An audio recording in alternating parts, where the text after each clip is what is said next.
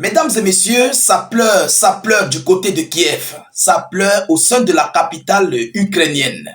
La Fédération de Russie vient de passer à l'acte de sa riposte, ses représailles concernant cette industrie pétrolière russe du côté de Ryazan qui venait d'être ciblée incessamment. Alors, la Russie vient de mettre la barre très très haute. Mesdames et messieurs, le degré de cette ampleur a battu le record. Ah oui, on nous annonce que plusieurs missiles et des drones ont ciblé l'ensemble du territoire de Volodymyr Zelensky, même au sein de la capitale, où se trouvaient des responsables européens pour venir fêter le 3e anniversaire de ce conflit, de cette invasion de cette invasion russe en Ukraine. Vous comprenez? Alors, mais ce qui s'est passé, chers dames, chers messieurs, il faut que Zelensky comprenne qu'il doit arrêter en fait ce conflit. Parce qu'il n'a pas les moyens, il n'a pas les capacités adéquates pour faire face à la Russie. Il n'a plus de missiles pour faire face à la Russie. Mais c'est toi qui envoies des drones oiseaux sur la Russie. Et lorsque la Russie passe en représailles, elle fait ce que tu envoies multiplié par 15, par 20, par 30. Et tu te trouves englouti sur ton sol avec plusieurs attaques. Alors, c'est une attaque, c'est une alerte aérienne qui a retenti durant toute la nuit du 24 au 25. Ah oui, donc ça tombait seulement, ça tombait. Les sirènes passaient, ça pleurait de tous les sens, ça courait de tous les sens pour entrer dans les abris. Mesdames, Mesdemoiselles et Messieurs, écoutons voir ce que l'Ukraine nous dit. C'est l'Ukraine qui nous dit, qui nous relaie cette information. À l'heure où je vous parle, on est toujours en train de fouiller les décombres. On est toujours en train de chercher des repos éternels. Vous comprenez? Concernant cette attaque qui s'est déroulée cette nuit. Selon les informations, mesdames et messieurs, partagez la vidéoconférence au maximum. Mettez-la partout à travers le monde. Mettez beaucoup de j'aime et suffisamment de cœur. C'est très important. Alors, l'Ukraine nous dit quoi? Mesdames et messieurs, l'Ukraine dit avoir abattu 133 drones sur 213 drones. Vous comprenez? 213 drones russes et 6 des 7 missiles lancés par la Fédération de Russie. 6 des 7 missiles lancés par la Fédération de Russie. Alors, 213 drones et 7 missiles. Est-ce que réellement l'Ukraine a abattu ces missiles? On ne connaît pas d'ailleurs. Quels sont les missiles qui ont été envoyés par les Russes? Voilà la question qu'il faut se poser. C'est ça en fait la grosse question.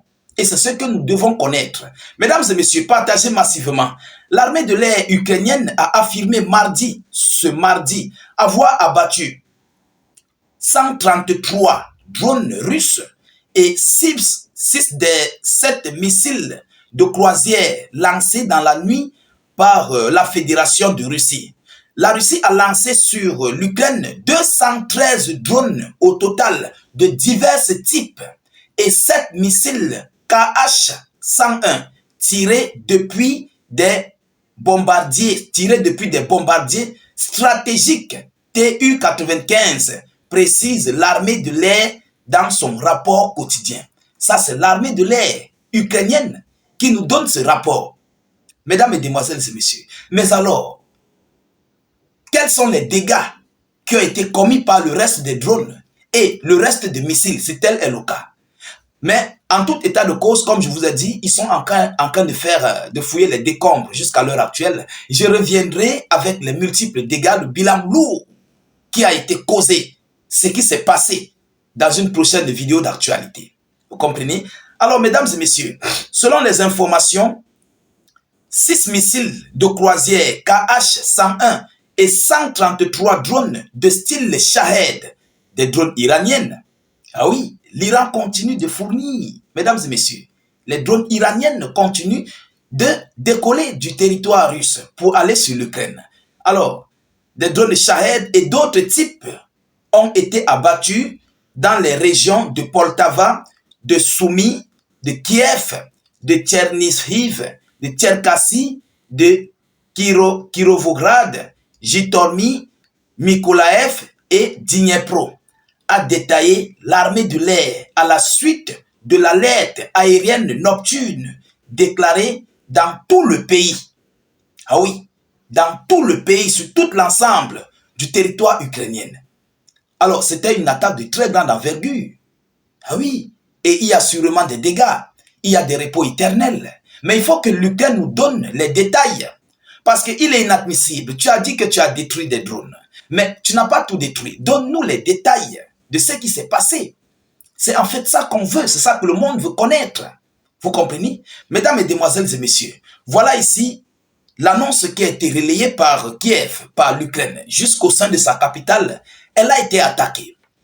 Alors, nous attendons les informations venant des multiples dégâts causés, des informations, des repos éternels et tout ce qui s'ensuit concernant à cette attaque féroce de la Fédération de Russie. Mais ce qui est clair, ce qui reste clair dans tout ça, c'est que l'Ukraine a donné son point de vue et nous attendons, nous voulons aussi le point de vue de la Fédération de Russie, si toutes les cibles ont été atteintes.